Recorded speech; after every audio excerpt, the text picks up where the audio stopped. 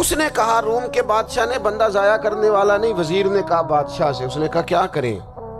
کچھ ایسا کریں کہ یہ معاذ اللہ ہمارے دین میں آ جائے۔ اور قرآن مجید نے واضح کہہ دیا ہے کہ یہودی اور عیسائی تم سے راضی نہیں ہو سکتے حتی تتبع ملتہم، جب تک کہ تم ان کے دین کی پیروی نہ کرو، ان کو کسی طریقے سے معاذ اللہ عیسائی بنایا جائے۔ تو بادشاہ کہنے لگا دو تین چیزیں ہیں جس سے کوئی بندہ بھی خریدا جا سکتا ہے، کر لیتے ہیں بات۔ نبی پاک علیہ السلام کی جو محبت ہے نا، وہ انسان کے لیے زندگی کو آسان کر دیتی ہے۔ حضور سے پیار ہوتا ہے نا تو بندہ نفرت کرنی ویسے ہی چھوڑ دیتا ہے۔ حضور سے پیار کرتا ہے، ہرس ہوس لالچ ویسے ہی نکل جاتا ہے۔ جب حضور سے محبت ہو جاتی ہے، نماز پڑھنا، درگزر کرنا، درود شریف پڑھنا، قرآن پاک پڑھنا، دین کی خدمت کرنا، حتیٰ کہ جان دینا بھی آسان ہو جاتا ہے۔ نبی پاک علیہ السلام کی محبت انسان کو کبھی بھی پریشان نہیں ہونے دیتی، الجھنے نہیں دیتی، تازہ دم رکھتا ہے حضور کا پیار۔ شرط یہ ہے کہ محبت صحیح ہو، اصلی ہو، باطن میں ہو۔ یہ آپ کے ذہن کے اندر کبھی بھی کسی بدبو کو نہیں آنے دے گی، طبیعت کو تازہ دم رکھے گی، سکون میں رہیں گی۔ لیکن نبی پاک علیہ السلام کی محبت کے کچھ تقاضے ہیں، ان تقاضوں کو سمجھنا پڑے گا۔ بالخصوص امت اس وقت جس جگہ پہ کھڑی ہے، آپ دیکھیں کہ اتنی بربریت اور اس جیتے جاگتے دیکھتے ماحول میں کہ جس میں ہر چیز کیمرے کی آنکھ دیکھ رہی ہے، اس میں اس قدر زیادہ اسرائیل کی جارحیت، اس کے جواب میں دو تین تازیانے ہیں وہ سمجھنے والے۔ ایک ہے کہ میں کوئی جذباتی بات کروں گا، آپ اس کی تائید کر دیں گے۔ ایک ہے کہ پہلوؤں پر غور کرنے کا وقت ہے کہ اتنے کٹھن ماحول میں بھی اگر مسلم امہ کے لیڈر بیدار نہیں ہو رہے تو آپ کو پس منظر سمجھنا پڑے گا کہ ہم نے نبی پاک کی محبت کے تقاضوں کو نہیں سمجھا۔ حضور سے محبت ہے نا تو پھر نبی پاک کو تو سادہ طرز زندگی پسند ہے، حضور کو تو پسند نہیں ہے۔ اللہ کے محبوب نے تو دعا مانگ کے فقیری لی اللہ تعالیٰ سے۔ آپ کو پتہ ہے جب بندہ بہت زیادہ آسانیوں میں چلا جاتا ہے، بہت زیادہ اس کے پاس سہولیات ہو جاتی ہے، اس کا مرنے کو دل نہیں کرتا۔ خود نبی پاک علیہ السلام نے فرمایا قیامت کے قریب کافر تم پر جھپٹیں گے جس طرح بھوکے لوگ کھانے پر جھپٹتے ہیں۔ حضور کیوں، ہم تھوڑے ہوں گے؟ فرمایا نہیں، تمہیں دنیا سے محبت ہو جائے گی اور موت تمہیں بری لگے گی۔ اتنے بڑے بڑے بنگلے، عالی شان محلات، کس کا چھوڑ کے مرنے کو جی چاہتا ہے معاذ اللہ۔ نبی پاک کی محبت کا تقاضا سمجھو، ایسا نہیں کہ وہاں دولت آئی نہیں۔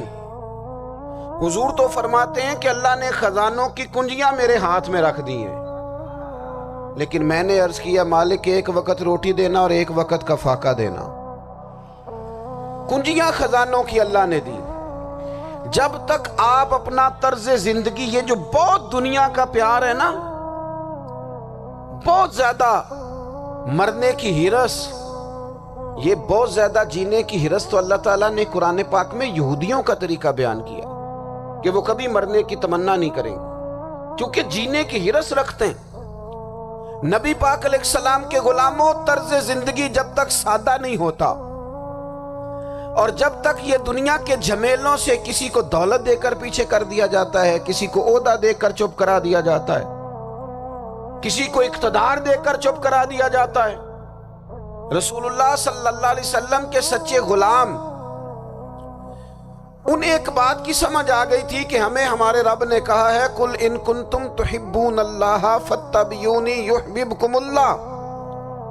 اے محبوب آپ ان سے فرما دیں اگر رب سے محبت کرنا چاہتے ہیں تو آپ کی پیروی کریں، اللہ خود ان سے محبت فرمائے گا۔ جب رب بھی ان کا ہو جائے گا، جب رب بھی ان کا کی محمد سے وفا تو نے تو ہم، یہ جہاں چیز ہے کیا، یہ لوح و قلم تیرے ہیں، اس کا کیا مطلب ہوا؟ لوح و قلم، قلم لکھتی ہے نا تقدیریں، مقدر فیصلے، تو لوح و قلم تیرے ہیں، اس کا مطلب یہ ہے کہ پھر رب کریم تیرے اوپر فضل کرے گا، اور وہ جن فیصلوں کی امت کو دیانت سے چاہت ہے، اللہ اپنے فضل سے وہ فیصلے فرمائے گا۔ جب تک زندگی حضور کی غلامی کی طرف نہیں جاتی، وہ اللہ تعالیٰ کی تائید نہیں پاتی۔ حضرت عبداللہ ابن حذافہ رضی اللہ تعالیٰ عنہ کو رومیوں نے قید کر لیا تھا، اور جب رومی آپ کو قید کر رہے تھے، پکڑ رہے تھے، جنگ میں کچھ موڑ ایسا آ گیا کہ بظاہر مسلمانوں کے قدم پیچھے ہٹ رہے تھے۔ 1000 آدمی نے، 100 آدمی نے مل کے آپ کے گرد گھیرا ڈالا اور بڑی مشکل سے آپ کو گرفتار کیا۔ جب بادشاہ کے سامنے لے گئے نا،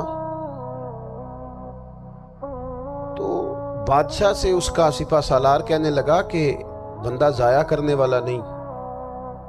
یہ بات سمجھیں آپ، ہماری طبیعت کے مطابق جو بندہ پورا نہیں اترتا ہم ضائع کر دیتے ہیں۔ حالانکہ اگر آپ کو مخالف صف میں بندہ کام کا نظر آئے تو آپ غور فرمائیں کہ یہ ہمارے قافلہ محبت میں کیسے شامل ہو سکتا ہے، اس کے لیے جد و جہد کریں تاکہ اس سے کام لیا جا سکے۔ اس نے کہا، روم کے بادشاہ نے بندہ ضائع کرنے والا نہیں۔ وزیر نے کہا بادشاہ سے، اس نے کہا کیا کریں؟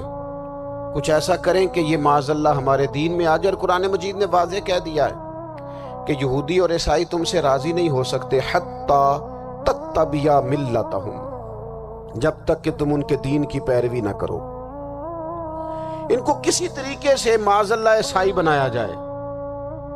تو بادشاہ کہنے لگا 2-3 چیزیں ہیں جس سے کوئی بندہ بھی خریدا جا سکتا ہے، کر لیتے ہیں بات۔ اس نے سب سے پہلے حضرت عبداللہ ابن حذافہ سے کہا کہ جتنے پیسے آپ کہیں گے آپ کو ملیں گے، آپ اس دین میں آ جائیں معاذ اللہ۔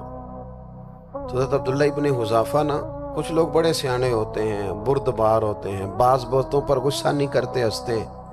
حضرت عبداللہ ابن حذافہ ہنس پڑے، فرمانے لگے تجھے کس نے بادشاہ بنایا؟ تو بڑا بیوقوف آدمی ہے۔ اس نے کہا کیا مطلب؟ فرمانے لگے نادان، میں تو تلوار لے کے میدان میں آیا ہوں، مجھے دولت کمانی ہوتی میں تجارت کرتا، میں تجارت نہیں کر رہا، میں تو شہادت کے لیے نکلا ہوا ہوں، اور تو مجھے کہہ رہا ہے پیسے لے لے، کو عقل کی بات کر۔ اس نے دوسری بات کی، اس نے کہا کہ میں بادشاہ ہوں، میرے نیچے جتنے بھی عہدے ہیں، وزیر، مشیر، وزیر خزانہ، جو آپ عہدہ کہیں گے آپ کو دے دیا جائے گا، آپ اس طرف آ جائیں۔ تو حضرت عبداللہ ابن حذافہ کہنے لگے پھر کہتا ہوں تو بڑا نادان ہے۔ فرمانے لگے میں حضور کا صحابی ہوں، اور صحابی ہونے سے بڑا عہدہ دنیا میں ہے ہی کوئی نہیں۔ صحابہ وہ صحابہ جن کی ہر صبح عید ہوتی تھی، خدا کا قرب حاصل تھا، نبی کی دید ہوتی تھی۔ کہا تو مجھے لالچ دے رہا ہے۔ اب انہوں نے ایک نئی چال چلی۔ وزیر کہنے لگا کہ میں ایک اور طرح سے معاذ اللہ کوشش کرتا ہوں پگھلا دینے کی۔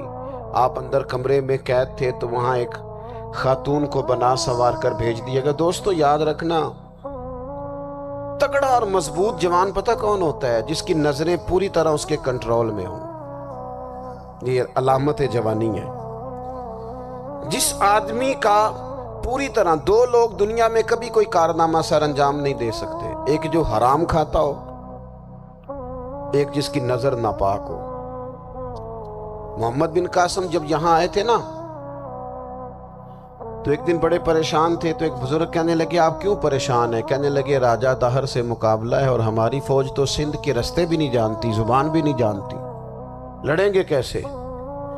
2-4 دن کے بعد ان بزرگوں کی دوبارہ محمد بن قاسم سے ملاقات ہوئی تو بڑے خوش تھے۔ کہا آپ کیوں خوش ہیں؟ کہنے لگے وہ میرا مقابلہ نہیں کر سکتا، میں نے تحقیق کر لی ہے۔ کہا کیوں؟ کہنے لگے نظر کا گندہ ہے، اور جو نظر کے گندے ہوتے ہیں وہ میدانوں میں ٹھہرا نہیں کرتے۔ میدان کے لیے نکلنے کے لیے پاک جوانی کی ضرورت ہوتی، تطہیر مزاج ہونا ضروری ہوتا ہے، پاکیزہ افکار اور سچی اور سچی ستھری سوچوں کا ہونا ضروری ہوتا ہے۔ اس لیے فرمایا کہ میرا مقابلہ نہیں کر سکتا۔ حضرت عبداللہ ابن حذافہ کمرے میں تھے تو وزیر کی بیٹی اندر سجی سنوری پہنچ گئی. جیسے ہی آپ نے اس کفر کی چال کو دیکھا تو تیمم کر کے نفل شروع کیے. وہ ساری رات بیٹھی رہی. رب کا بندہ ساری رات عبادت کرتا رہا. عبادت بڑا سہارا ہے، مصلی بڑا سہارا ہے اللہ کے بندوں. صبح دروازہ کھولا، وزیر نے اپنی بچی سے پوچھنا چاہتا تھا رزلٹ کیا نکلا، تو وہ کہنے لگی پیچھے ہٹ جا، اب تیرا میرا تعلق کوئی نہیں، میں نے نبی پاک کا کلمہ پڑھ لیا. اس نے کہا میں نے بھی زمانہ دیکھا ہے، پر یہ کیا لوگ ہیں، کستوری کے بنے ہوئے،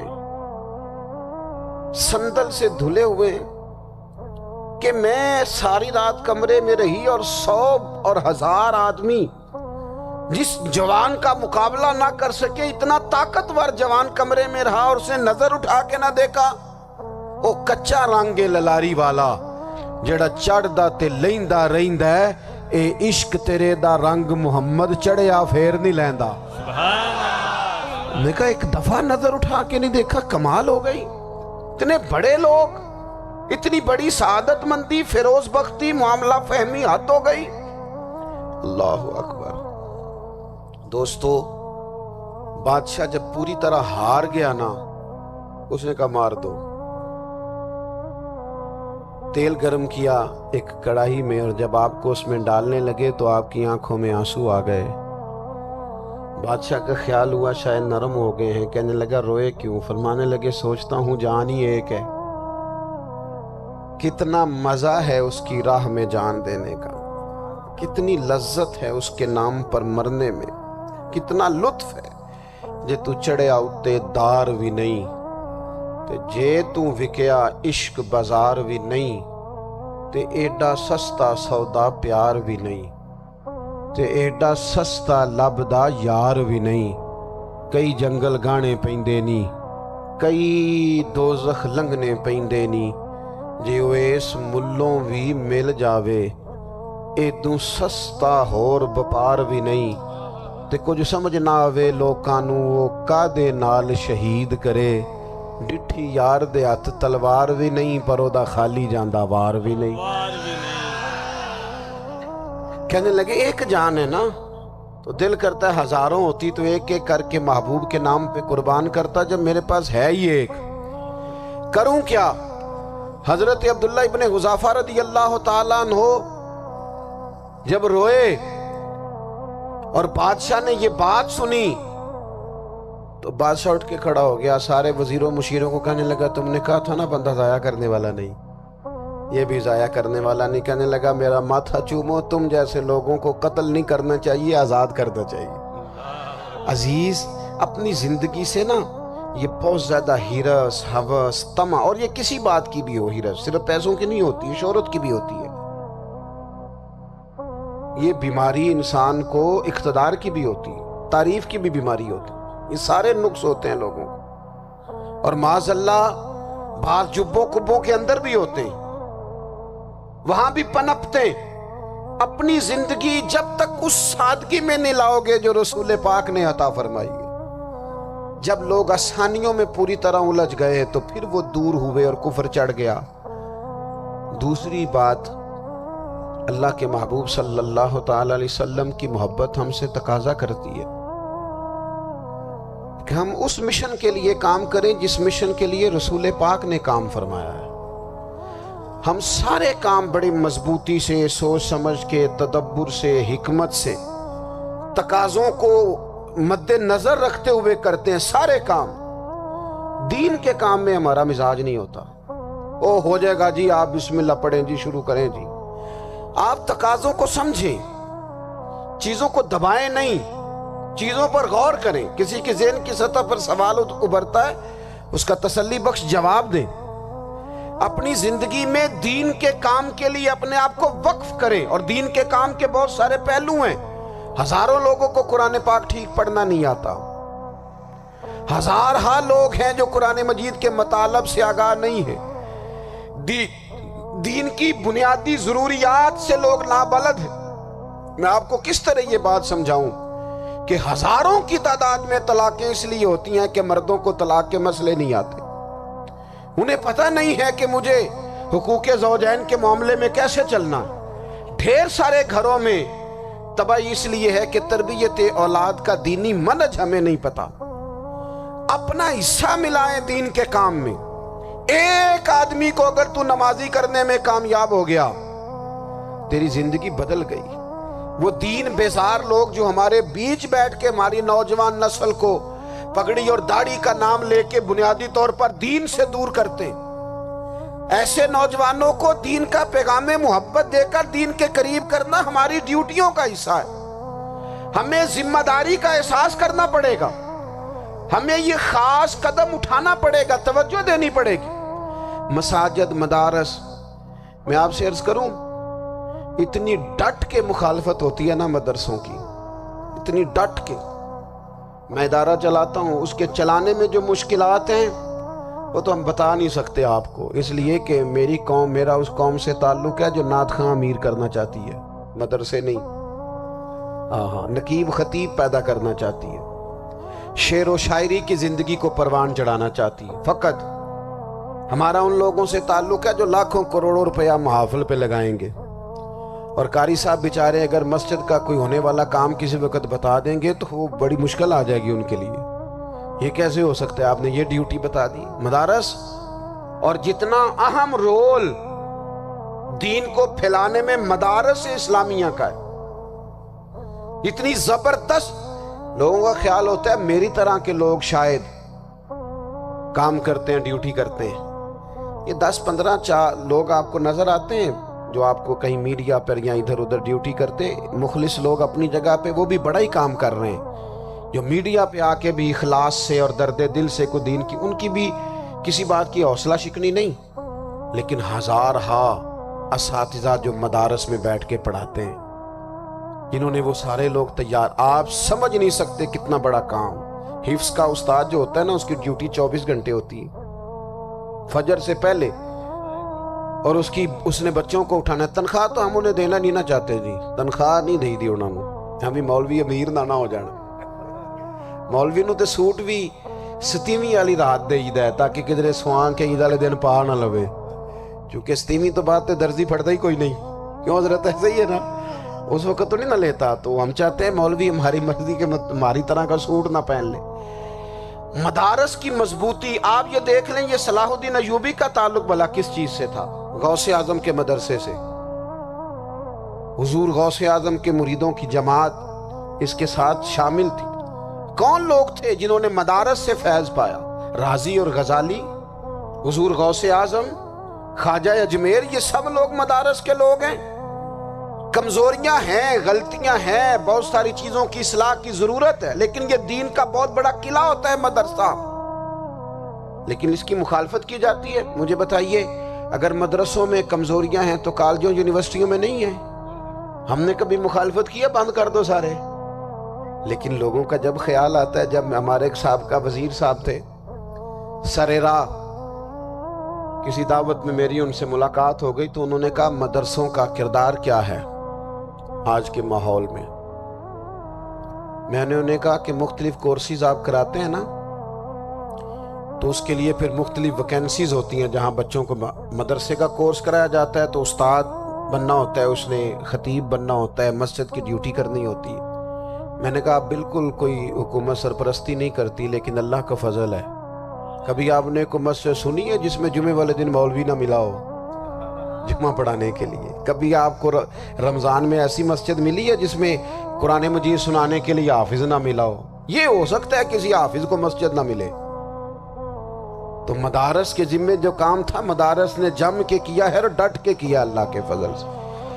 اور مدارس کے لوگوں کو بھی کمزور نہیں پڑنا چاہیے. کبھی کسی وزیر، مشیر، مالدار کے روب میں نہیں آنا چاہیے، قطعاً نہیں. کیوں؟ کہ یہ وہ عظیم لوگ ہیں رسول اللہ صلی اللہ علیہ وسلم کے دین کے غلام، کہ ابھی ایک لفظ نہیں پڑھا ہوتا الف با تا سا، پہلے دن گھر سے نکلتے ہیں تو حضور فرماتے ہیں اللہ کے فرشتے ان کے پیروں کے نیچے پر بچھا بھی دیتے ہیں. پہلے دن اتنا بڑا اعزاز ملتا ہے. تو حضور کی محبت کا تقاضا ہے دین کا کوئی کام کیا جائے. ایک خاتون مسجد نبوی شریف میں جھاڑو دیتی تھی پر کوئی کام تو کرتی تھی نا. اور کس مسجد میں؟ جہاں 70,000 فرشتے صبح آتے ہیں، 70 شام آتے ہیں. اس مسجد میں وہ خاتون جھاڑو دیتی تھی، بخاری ہے۔ جب ان کا انتقال ہو گیا، صحابہ نے سوچا کہ حضور کو تکلیف ہوگی، بغیر بتائے جنازہ پڑھ دیا۔ حضور صبح تشریف لائے، تازی قبر دیکھی، اور محبوب وہ ہیں جو فرش پہ کھڑے ہو کے عرش کی خبریں دیتے ہیں۔ نبی پاک علیہ الصلوۃ والسلام نے فرمایا کہ مجھے اطلاع کیوں نہیں دی اس کے انتقال کی؟ یہ کرم دیکھو، کوئی ڈیوٹی تو کرتی تھی نا یار، پر خلوص سے، پر پیار سے، پر اللہ کو راضی کرنے کے لیے، پر درد دل سے۔ اور دین کی ڈیوٹیاں کرنے والے دوستو سنو، حضور صبح آئے، قبر کو دیکھ کر فرمایا مجھے کیوں نہیں بتایا؟ یا رسول اللہ آپ کو تکلیف دینا مناسب نہ جانا؟ تو قبر پہ کھڑے ہو کے حضور نے فرمایا صف بناؤ، میں دوبارہ جنازہ پڑھاؤں گا۔ صف بناؤ، میں دوبارہ جنازہ پڑھاؤں گا۔ کوئی ڈیوٹی تو۔ تیسرا تقاضا حضور کی محبت کا سمجھو، میں بس بڑی جلدی بات سمیٹنے لگا ہوں۔ حضور کی امت سے پیار کرو، یہ نبی پاک کی محبت کا تقاضا ہے۔ حضور اس بندے سے بڑے راضی ہوتے ہیں جو حضور کی امت سے پیار کرتا ہے۔ آپ کو پتہ ہے حضرت جبریل امین علیہ السلام نے معراج کی رات حضور علیہ السلام سے عرض کی تھی کہ اللہ کی بارگاہ میں عرض کیجئے گا میری بھی ڈیوٹی لگ جائے آپ کی امت کے ساتھ محبت کرنے پر۔ تو یہ کیوں کہا تھا انہوں نے؟ علماء نے لکھا اس لیے کہا تھا کہ حضرت جبریل بھی جانتے ہیں کہ حضور کی امت سے محبت کی بات کی جائے نا تو نبی پاک راضی ہوتے ہیں۔ امت سے پیار کرو گے نا، امت سے ایک صرف بات کا خیال رکھنا، عقیدہ برا ہو تو بات دوسری ہے، ورنہ میرے محبوب کی امت کا ایک ایک شخص جو مدینے والے کا کلمہ پڑھتا ہے، جو حضور کا غلام ہے، اس کے بارے میں اپنے دل میں گنجائش رکھنا، پیار رکھنا، وارفتگی رکھنا۔ او دوستو، یہاں لوگ کس طرح گروہوں کو، جماعتوں کو سپورٹ کرتے ہیں۔ نبی پاک نے اس امت کی کثرت پر فخر بیان کیا، اور حضور فرمانے لگے 120 صفیں جنتیوں کی ہوں گی، قیامت میں 80 صفیں صرف میری امت کی ہوں گی۔ میں کثرت امت پر فخر کروں گا۔ ان لوگوں سے پیار کرنا ہے، ان کے دکھ درد کو سمجھنا ہے۔ پتہ ہے آج کیا ہوتا ہے؟ آج ہمیں نا مختلف چھوٹے چھوٹے ملکوں میں بانٹ دیا گیا، تو ہم کسی دوسرے مسلمان بھائی کا درد نہیں محسوس کرتے، ہم گھروں میں نہیں محسوس کرتے۔ پڑوسی پر ظلم ہو رہا ہو تو ہم کہنے پتر ساڈا نہیں مسئلہ، یہودا مسئلہ ہے، تینوں کی لگے۔ حالانکہ پڑوسی کی آگ اس لیے بھی کسی وقت بجھا دینی چاہیے کہ پڑوسی کی نہ بجھائی جائے تو اپنا گھر بھی زاد میں آ جاتا۔ آج امت مسلمہ سے ہمیں بس لگا دیا گیا اپنے حصے کی روٹی کماؤ، اپنے حصے کی کوٹھی بناؤ، اپنے حصے کی گاڑی خریدو، اپنے حصے کا کام کرو۔ امت کا درد، امت کی بات، وحدت امت کا تصور، امت کا دوبارہ سے وہ شان ارسل رسولہ بالہدی ودین الحق لیظہرہ علی الدین کلہ، وہ تصور کب ہوگا؟ اس وقت ہوگا جب ہم بات امت کی کریں گے۔ نبی پاک علیہ السلام نے فرمایا مسلمان کی مثال ایک جسم کی طرح ہے، جسم کے ایک حصے کو تکلیف ہو تو سارا آزمائش میں آ جاتا ہے۔ مجھے بتاؤ یہ انگلی درد کرتی ہو، یہ انگلی جسم کا حصہ ہے نا، تو میرا خیال ہے دماغ یہ کہہ دے گا کہ انگلی کی درد ہے نا مینوں کی لگے، دل کہہ دے گا کوئی نہیں ٹینشن لینے، انگلی کا مسئلہ ہے نا۔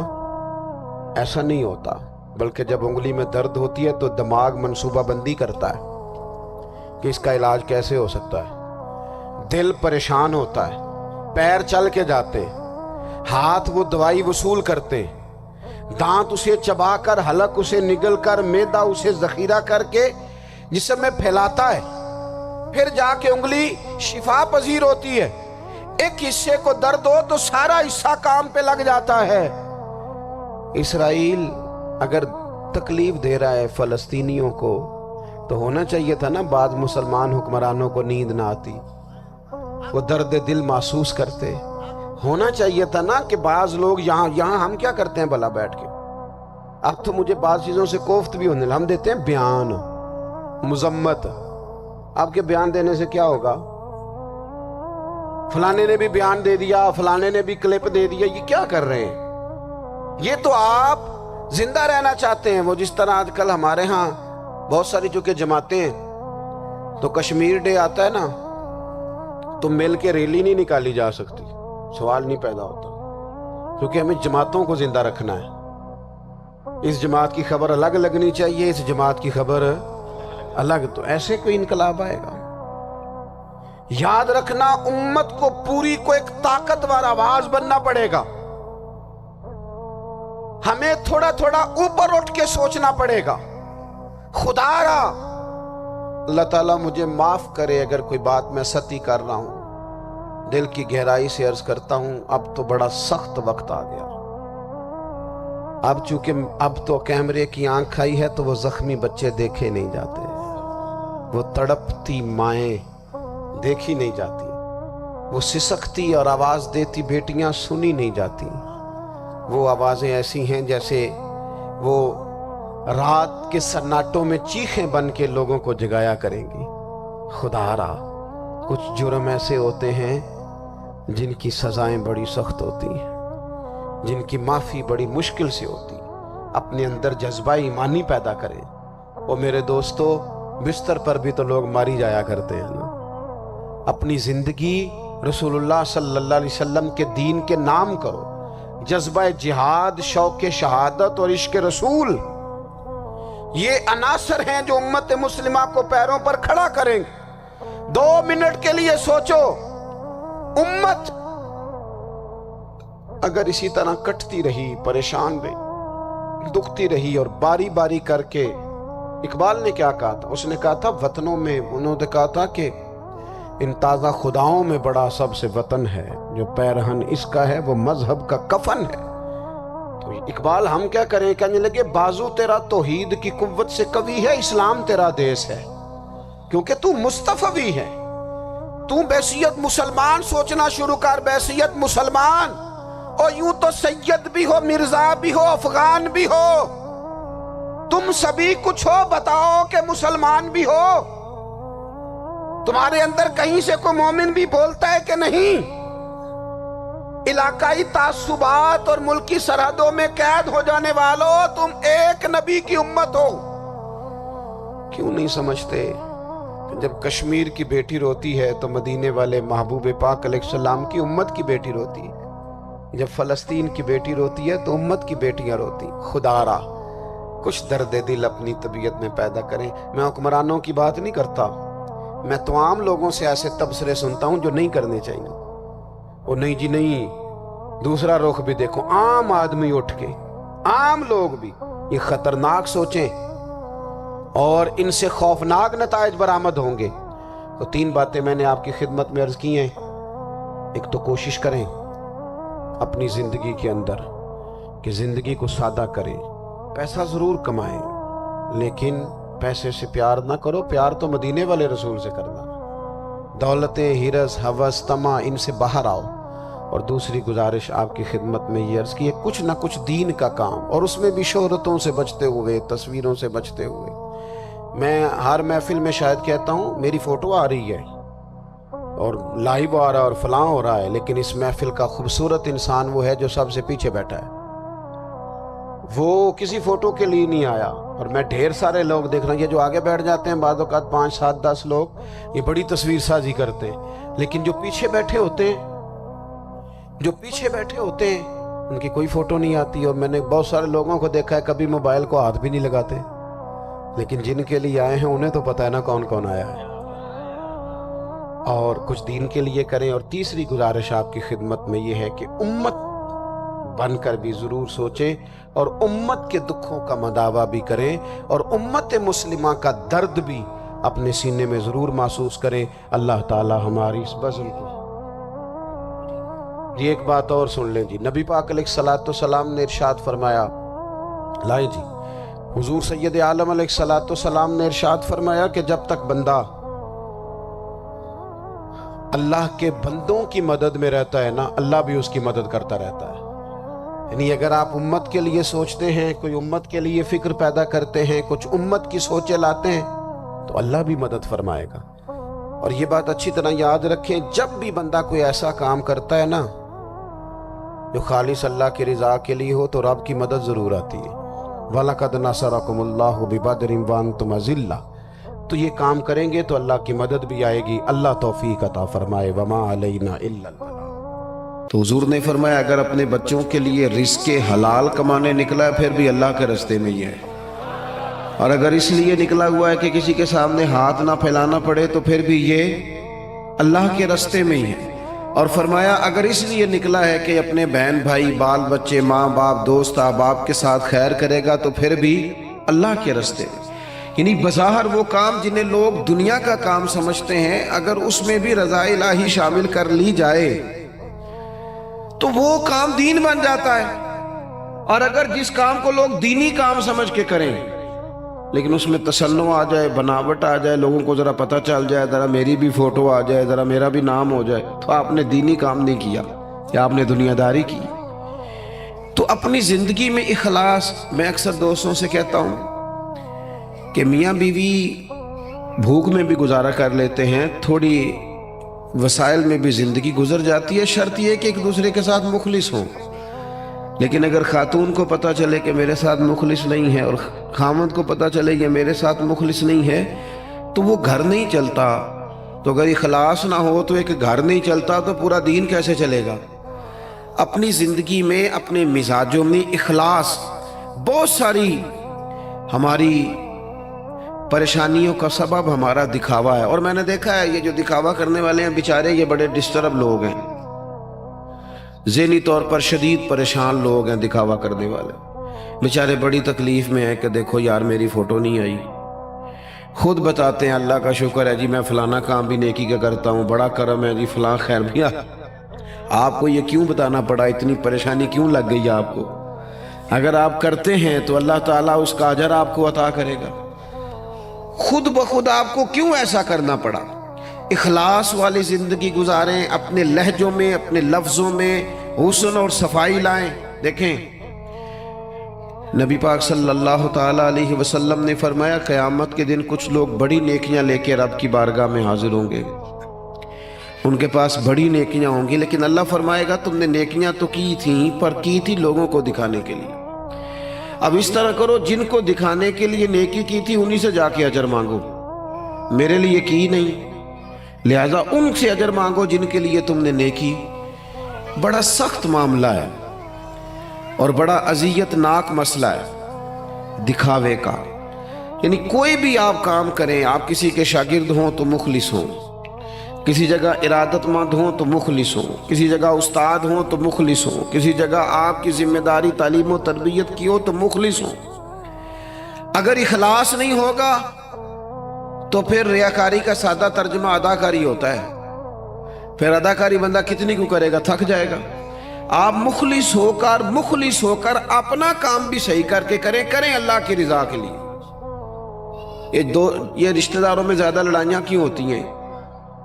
سارا چکر پروٹوکول کا ہے، مجھے آگے نہیں کیا، میرا نام نہیں لیا۔ اگر اخلاص ہو جائے نا یار میں نے اللہ کی رضا کے لیے صلہ رحمی کرنی، تو پھر تو میرے نبی پاک نے فرمایا جو تم سے توڑے اسے جوڑو، جو تمہیں محروم کرے اسے عطا کرو، پھر تو انداز اور ہو جاتا۔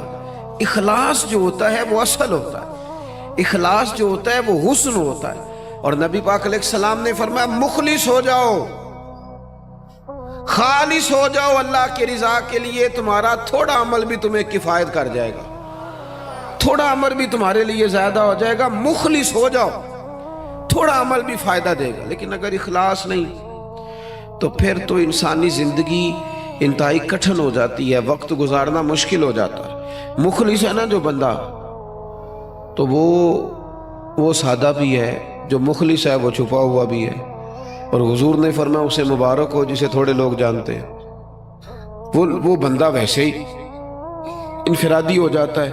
اخلاص اپنی زندگی میں، اپنے معاملات میں، اپنی روٹین میں، اس کو میں نے ایسے لوگوں کو دیکھا جو ٹیچر ہیں کسی ادارے میں، خود پتہ چل جاتا ہے انہیں کہ یار یہ بچہ کمزور ہے، غریب ہے، اس کے ماں باپ زیادہ اخراجات قبول نہیں کر سکتے، اٹھا نہیں سکتے، تو میں نے دیکھا ہے کہ وہ استاد سب اپنی جیب سے اس کا خرچہ دے رہے ہوتے ہیں، یہ اخلاص ہے۔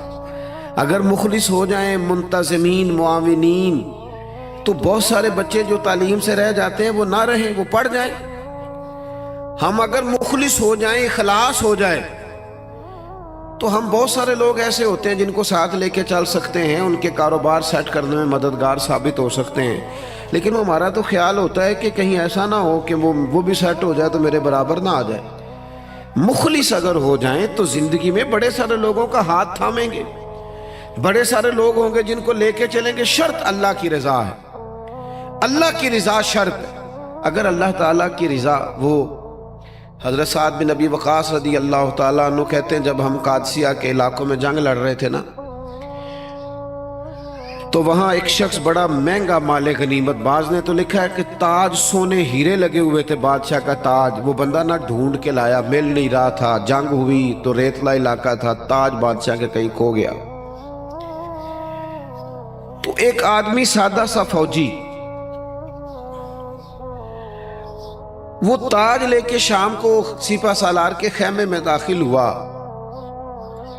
تو ان سے جب پوچھا گیا، وہ تاج انہوں نے پیش کیا، چہرے پہ کپڑا ڈالا ہوا تھا، تو ان سے پوچھا گیا کہ آپ بڑے امیر آدمی ہیں جو آپ نے بڑی دیانتداری سے یہ تاج واپس کر دیا۔ کہنے لگے نہیں، گزر بسر مشکل سے ہے۔ تو کہا پھر آپ نے اتنا مہنگا تاج آیا تھا واپس کیسے کر دیا؟ کہنے لگے میں نے اپنے رب کو راضی کرنا ہے، دیانتداری اللہ کی رضا کے لیے دکھائی۔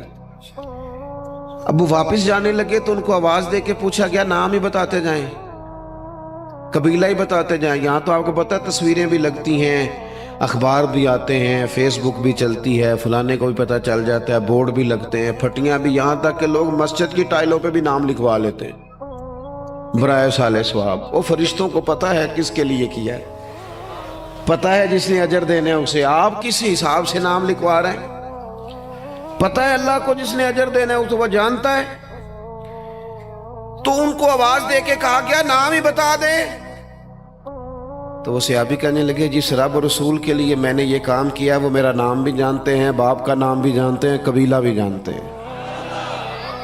اپنی زندگی اگر تھوڑی سی ان چیزوں سے باہر آ جائے گی تو تکلفات سے باہر آئے گی، زندگی سادہ ہو جائے گی۔ لوگ اذیت سے، یہاں تو جناب محفلوں میں لوگ پھول دینے لگتے، کہتے ٹھہر جاؤ ٹھہر جاؤ ٹھہر جاؤ، تو آپ گلدستہ دینے لگے دے دو، ٹھہرو ٹھہرو ٹھہرو، کیا ہو گیا؟ کہنے ذرا کیمرے سے دیو لیندے ہو بھائی، پھول پیش کرنے ہیں تو وہ بھی کیمرہ سیدھا کر لو، اس کے بعد پیش کرنے۔ اور کیمروں کی دنیا اور کیمرے کی آنکھ، اسی میں زندہ رہنا ہے کیا؟ حق زندگی تو باہر ہے، زندگی تو وہ ہے جو حقیقت میں ہے۔ اخلاص اپنی زندگی میں پیدا کریں، اپنے بہن بھائیوں کے ساتھ، اپنے گھر میں، اپنے دوست احباب کے ساتھ، اپنے دین کے ساتھ، اپنے ملک کے ساتھ، اپنی ملت کے ساتھ اخلاص پیدا کریں، مزاج خلوص والا ہو، للہیت والا ہو۔ ہم مسلمان ہیں، ہمیں یہ والا سبق نہیں پڑھایا گیا کہ دنیا میں کھا لو پی لو موج کر لو، یہی ہے سارا کچھ۔ ہمیں تو کہا گیا ہے کہ تم یہاں کوئی خیر کرنے آئے ہو، اخلاص کے ساتھ رب کو راضی کرو، واپس لوٹنا ہے، اس کی بارگاہ کی طرف واپس جانا ہے، جزا سزا کا فیصلہ ہوگا۔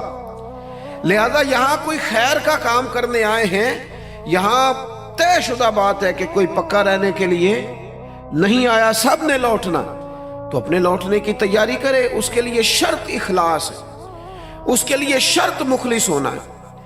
بڑے سارے غریب لوگ ایسے ہیں جنہوں نے اب اپنے دکھ نہیں وہ بتاتے، انہوں نے چھوڑ دیے۔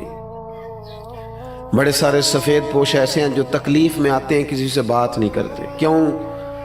انٹرویو بڑا لمبا دینا پڑتا ہے، کاغذات ہی بڑے دکھانے پڑتے ہیں، پوچھ ہی بہت گہری ہوتی ہے، تفصیلات ہی بڑی دینی پڑتی ہیں۔ حالانکہ رب نے جب ہمیں دیا تھا تو اتنی تفصیلات نہیں جانی تھی، پوچھی تھی، حکم نہیں دیا تھا، وہ تو خیر جانتا ہے سارا کچھ، لیکن اس نے اتنے سوال جواب جو جس ذریعے سے ہمیں دیے وہ ذریعہ اتنے سوال و جوابوں والا نہیں تھا۔ ہم جب لیتے ہیں تو پھر ماحول اور ہوتا ہے، اور جب دینا پڑتا ہے تو حالانکہ وہ کہتا ہے وَمِمَّا رَزَقْنَاهُمْ يُنْفِقُونَ، اس میں سے خرچ کر جو میں نے تجھے دیا ہے، دیا ہی میں نے، اب اس میں سے دے۔ تو ہمارے ہاں جناب بڑی لمبی، اب تو لوگ بتاتے نہیں، کہتے ہیں چپ کرو، عزت نفس کا مسئلہ ہے۔ اگر بات کریں گے تو بات کھل جائے گی، بات آگے نکل جائے گی، لیکن جو دینے والے تھے، جو عطا کر، حضرت عبداللہ ابن عمر رضی اللہ تعالیٰ عنہ، ان کا نا ایک غلام زیادہ عبادت کرنے لگ گیا، اللہ اللہ زیادہ کرتا تھا، نفل زیادہ پڑھتا، ذکر اذکار زیادہ کرتا، عبادت زیادہ کرتا، تلاوت زیادہ کرتا، درود پاک زیادہ پڑھتا، تو جناب عبداللہ ابن عمر نے اسے آزاد کر دیا۔ فرمایا اللہ کی حضور حاضر ہونا چاہتا ہے، ہم کیوں اسے پابند کریں، اسے آزاد کرتے، اسے آزاد کر دیا۔ ایک اور غلام نے سوچا کہ یار یہ تو بڑی بات ہے، اس نے بھی اللہ اللہ شروع کر دیا، حضرت عبداللہ ابن عمر نے اسے بھی آزاد کر دیا۔ اب وہ غلاموں نے کام پکڑ لیا، نفل پڑھتے، آپ اسے آزاد کر دیتے۔ ایک دن آپ کے بیٹے کہنے لگے بابا جان یہ آپ کو دھوکہ دیتے ہیں، بعد میں پتہ نہیں پانچوں بھی پڑھتے ہیں کہ نہیں، آپ کے سامنے یہ نفل پڑھتے ہیں، بڑے سجدے کرتے ہیں، آپ آزاد کر دیتے ہیں، آزادی کے بعد پتہ نہیں کیا کرتے ہوں گے، دھوکہ دیتے ہیں۔ حضرت عبداللہ ابن عمر نے بڑی ہی اعلیٰ بات کر دی، رب کے بندوں کی یہی شان ہوتی ہے۔ فرمانے لگے یہ مجھے رب کے نام پہ دھوکہ دیتے ہیں، میں تیار ہوں دھوکہ کھانے کے لیے، اس نام پر میں دھوکہ کھانے کو، یہاں لوگ بڑے بڑے ناموں پہ دھوکے نہیں کھاتے، تیرا پلاٹ مہنگا بیچ دوں گا، لوگ دھوکہ کھا نہیں جاتے، تو جمع کرا تیرے 100 کے 250 ہو جائیں گے، کھاتے نہیں، دولت کے نام پہ تو دھوکے کھاتے ہیں نا، لوگ اقتدار کے نام پر بھی تو دھوکے کھاتے ہیں نا۔ تو کہا اگر اللہ کا نام لے کر یہ مجھے دھوکہ دینا چاہتے ہیں تو میں دھوکہ کھانے کو تیار ہوں۔ اخلاص پیدا کرے زندگی کے اندر، للہیت پیدا۔ آپ اتنے سارے لوگ آئے ہیں، اگر ہم 50-60 لوگ بھی کسی ایک علاقے میں مخلص ہو جائے نا، اور ہمارا ذہن بن جائے کہ ہم نے اخلاص کے ساتھ اس علاقے کی خدمت کرنی ہے، علاقے کے مسائل کو دیکھنا ہے، آپ تو ماشاءاللہ بہت زیادہ ہیں، میں کہہ رہا ہوں 40-50 لوگ بھی ہوں تو وہ گلی سے گزر رہے ہوتے ہیں تو گاڑی جو ہے وہ کسی کھڈے میں لگتا ہے، ٹائر تو اس پہ تبصرہ ہوتا ہے، ساڑھی حکومت کوئی کام نہیں کر دی، ویکو کٹے کھڈے نے، حالانکہ وہ 10 منٹ کا کام ہے، گاڑی سائیڈ پہ کی جائے، ایک دھابڑا ایک کئی اسے پکڑا جائے اور کھڈے کو بند کر دیا جائے۔ اور وہ میں نے تو دیکھا ہے کہ جو 4 کروڑ روپے اپنے گھر پہ لگاتا ہے وہ 10 لاکھ روپے گلی پہ لگانے کو تیار ہی نہیں ہوتا، ساری گلی میں پانی کھڑا ہے۔ ہم ساری زندگی تبصروں میں وقت گزارتے ہیں، گفتگو میں وقت گزارتے ہیں، ہم نیک نظر آنا چاہتے ہیں، نیک بننا نہیں چاہتے، ہم چاہتے ہیں ہماری شہرت ہو جائے، ہم نیک لوگ ہیں، لیکن نیکی کرنی نہ پڑے، خیر والا کام ہے اسے کر گزرے اور اللہ کی رضا کے لیے کر گزرے۔ یہ مساجد کے باہر، مدارس کے باہر اکثر علماء کے نام لکھے ہوتے ہیں، بانی اور محتمم، چلو وہی ہوں گے، ہوتا بھی ہے ایسا، لیکن اس بندے کا بھی بڑا کردار ہوتا ہے جو اس میں ڈھیر سارا حصہ ملا جاتا ہے اور ساتھ یہ بھی کہہ جاتا ہے میرا نام نہ لے آ جائے، وہ بھی بڑا مخلص ہوتا ہے، وہ بھی بڑا بانی ہوتا ہے، جو کہہ جاتا ہے میرا ذکر کرنا سارا میرے ذمے لگا دیں، آپ لنگر کا خرچہ ساری محفل کا دے دوں گا، میرا نام نہ لینا، اس سے دل ٹھنڈا رہتا ہے، اس سے طبیعت ٹھنڈی رہتی ہے۔ لیکن اگر فون پہلے ہی چل پڑے، میں آ رہا ہوں، میں کیا کر رہا ہوں، اور جناب دیکھنا میں انقلاب برپا کر دوں گا، تو بھئی آپ گرج رہے ہیں، برسنے کی امید ذرا تھوڑی ہے، جو برستے ہیں ان کو گرجنے کی ضرورت، وہ تو کام کر کے گزر جاتے ہیں۔ بات زیادہ نہیں کرنی، بس میں ختم کرنے لگا ہوں، آپ نے توجہ کرنی ہے۔ اپنی زندگی جب اخلاص والی ہوتی ہے نا تو مخلص، یہ کیسے ہو سکتا ہے کہ آپ کسی کے ساتھ مخلص نہ ہو اور پھر آپ دعویٰ کریں وہ مخلص ہو جائے؟ یہ کیسے ہو سکتا ہے؟ آپ پہلے مخلص بنے، پھر باقی لوگ بھی آپ کے ساتھ مخلص ہو جائیں گے۔ ہم چاہتے ہیں ساری دنیا میرے ساتھ مخلص رہے۔ وہ امام غزالی رحمت اللہ علیہ سے پوچھا ایک شخص نے کہ مخلص دوست نہیں ملتا، تو فرمانے لگے چل تو ہی مخلص ہو جا، تو ہی مخلص ہو جا۔ ہم یہ چاہتے ہیں میرے ساتھ سارے لوگ سچ بولیں اور میں کسی کے ساتھ بھی سچ، تو یہ ہو نہیں نہ سکتا۔ مجھے ہر دکان سے سودا خالص ملے اور جو میں بیچ رہا ہوں وہ میں خالص، تو بھئی ایسے ہوتا نہیں نا، یہ تو ممکن نہیں نا۔ تو اپنی زندگی میں اخلاص، امام ابو نعیم کہتے ہیں کہ ایک 100 گھر تھا پورا مدینہ شریف میں، تھوڑی سی آبادی ہوتی تھی، 100 گھر تھا جس میں 2 وقت کھانا بھی ملتا تھا، کپڑے بھی بچوں کے، دیگر اخراجات بھی، 100 گھر کو، اور سالوں ملتا رہا پر پتہ نہیں تھا کون دے جاتا ہے۔ سالوں وہ کھانا پانی بچوں کے خرچے آتے رہے پر پتہ نہیں تھا دے کے کون جاتا ہے۔ پھر اچانک ایک دن ایسا آیا کہ وہ کھانا بھی آنا بند ہوا، وہ ساری چیزیں بند ہوئی، لوگ پریشان ہوئے، ڈسٹرب ہوئے، تکلیف بڑھی، ایک دوسرے سے پوچھنے لگے تیرے گھر بھی نہیں آ رہا؟ اس نے کہا نہیں آ رہا۔ تیرے گھر 100 تو گھر تھا، پھر کہا پتہ کرو کب سے نہیں آ رہا، تو پتہ چلا 18 محرم سے میرے گھر نہیں آیا لنگر۔ 18 گھر سے وہ کہنے لگا 18 محرم سے میرے گھر بھی نہیں آیا۔ وہ جب غریبوں نے تاریخیں ملائیں 100 گھروں نے، تو 18 محرم سے ہی لنگر بند ہوا۔ پتہ کرو 18 محرم کو کیا ہوا، تو پتہ چلا 18 محرم کو امام زین العابدین کا انتقال ہوا۔ 18 محرم کو امام صاحب کا وصال ہوا۔ وہ 100 گھروں میں کھانا پہنچاتے تھے، خرچہ اٹھاتے تھے، چہرے پہ کپڑا پہن کے رکھتے تھے، کوئی پوچھتا آپ کون ہے تو ناراض ہو جاتے تھے۔ انہوں نے خدمت کی اخلاص سے، لیکن پھر حالت یہ ہو گئی کہ لوگ ان کو جانتے تھے، یاد کرتے تھے، ان کے لیے روتے تھے۔ اپنی زندگی اخلاص والی کریں، اس میں للہیت پیدا کریں۔ آپ تھوڑا کام کریں لیکن ریاکاری سے، تسنع سے۔ میں تو دیکھتا ہوں، بڑی مہربانی جی بات سنیں، کیا مسئلہ ہو گیا؟ اطمینان سے سارے دوست تشریف، اللہ آپ کو لمبی زندگی صحت والی دے۔ میں تو دیکھتا ہوں لوگ اپنے والدین کو حج پہ بھیج کے لوگوں کو بتاتے ہیں میں نے بھیجا ابا جی کو حج پہ، تو ابا جی آپ کہتے بھائی جان آپ نے بھیجنا تھا۔ اب یہ بتانے کی کوئی ضرورت ہے؟ فلاں کے ساتھ میں نے نیکی کی، بھگی اگر آپ اتنے پریشان تھے تو پھر نہ کرتے۔ یہ چیزیں آزمائش میں ڈال دیتی ہیں، اپنے تکلیف میں آ جاتے ہیں، یار یہ نام لے رہا ہے۔ وہ ہمارے ایک جگہ ختم شریف تھا، تو میں ایک جگہ حاضر ہوا اصالہ ثواب کی تقریب میں، تو وہ کہنے لگے یہ آپ نے جب دعا مانگنی ہے نا ختم شریف پہ، تو یہ بھی بتانا ہے کہ 50,000 روپے ہم نے مسجد میں دیا ہے، اور یہ اتنا اتنا کچھ جو ہے وہ ہم نے اور بھی خدمات کی ہیں، یہ والد صاحب کے لیے نا ذرا بول دیجئے گا۔ تو میں نے انہیں کہا ٹھیک ہے، دعا مانگ دی، میں نے کہا جو پڑھا پڑھایا ہے۔ وہ بعد میں مجھ سے کہنے لگے آپ نے بتایا نہیں۔ میں کہا کنوں دسنا ساجے؟ کہنے لگے وہ ذرا، میں نے کہا خدا کے بندے ابا جی کیا دے گئے آپ کو زندگی پوری میں؟ کہنے لگے بڑا کچھ۔ تو میں نے کہا انہوں نے بھی مسجد اعلان کرایا تھا کہ میں بچوں کو زمین دے کے جا رہا ہوں، گھر دے کے جا رہا ہوں، دکان اعلان کرایا تھا؟ کہنے لگے نہیں۔ تو میں نے کہا تو 50,000 دے کے اعلان کراتا پھرتا ہے، کیا مطلب چکر میں پڑ گئے؟ اس سے تو کوفت پیدا ہوتی ہے۔ اپنی زندگی اخلاص والی کرنی ہے، اس میں للہیت پیدا کرنی ہے، اور کوشش کریں کہ عمل ضرور کوئی نہ کوئی کریں۔ 3 باتیں میں نے آپ سے کرنی ہیں آخر میں، اور ان پر آپ نے عمل کرنا ہے، کریں گے انشاءاللہ تعالی۔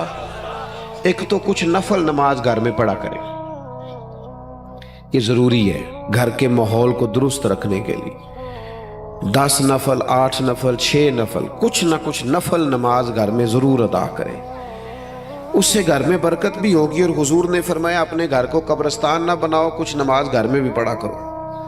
دوسرا، کچھ قرآن مجید کی تلاوت گھر میں ضرور کرنی ہے، یہ اپنا ذوق بنائیں۔ بچوں کو بار بار کہنے سے نہ کہ قرآن پڑھو تو وہ کوئی نہیں پڑھتے، آپ کھول لیں انشاءاللہ وہ بھی پڑھیں گے، آپ پڑھیں وہ بھی پڑھیں گے۔ اور تیسری بات یہ کہ گھر میں نا میرے نبی پاک علیہ السلام کا ذکر ضرور کریں، روز حضور کی سیرت کی کوئی بات سنا دیں، کوئی حدیث پاک سنا دیں۔ کچھ نہ ہو سکے تو بچوں سے کہیں پتر کوئی نعت شریف تو سنا تھوڑی سی، اپنے بچوں سے۔ اپنے گھر میں ذکر رسول کا مزاج بنائیں، اپنی طبیعت میں حضور کے تذکروں کو پیدا کریں ماحول میں۔ نتیجہ کیا ہوگا؟ اس کا نتیجہ یہ ہوگا کہ ہمارے گھروں میں راحت آئے گی، گھروں میں سکون ہوگا، گھر کے اندر للہیت پیدا ہوگی، گھر کے ماحول میں آپ دیکھیں گے کہ ایک الگ سے خوبصورتی پیدا ہو گئی ہے۔ اپنی زندگی میں بہت سارا اخلاص پیدا کریں، بہت ساری للہیت، کوئی بھی خیر کا کام کریں تو تسنع سے، بناوٹ سے، ریاکاری سے اپنے آپ کو بچائیں۔ میرے رسول پاک صلی اللہ علیہ وسلم نے لوگوں کو خالص کر دیا، اتنا خالص کر دیا، اتنا خالص کر دیا کہ مکے سے جب ہجرت کر کے لوگ مدینے آئے تو مدینے والوں نے آدھی جائیدادیں بانٹ کے دے دی۔ سگے بھائی کو نہیں دی جا سکتی. لوگ لڑائیاں کرتے ہیں کارنر والی جگہ میری تو فلانی میری. انہوں نے کیوں دے دی؟ وہ مخلص بڑے تھے، ان میں للہ، اور انہیں دے کے تکلیف کوئی نہیں ہوئی، انہیں دے کے راحت ہوئی، انہیں سکون ملا، ان کے دل ٹھنڈے ہوئے. کیوں؟ کہ وہ مخلص تھے. اللہ کی بارگاہ میں دعا کرتا ہوں، کچھ دنوں سے طبیعت ٹھیک نہیں ہے، خیال تھا کہ وعدے کیے ہوئے ہیں تو یہ سارے پورے کر دیے جائیں، اس لیے کچھ بات آپ سے ہو گئی. اللہ تعالیٰ آپ کو بہت سا صلہ عطا کرے، اور بندوبست کرنے والوں، کوشش کرنے والوں کو اللہ بہتر جزا عطا کرے. وما علینا الا البلاغ المبین.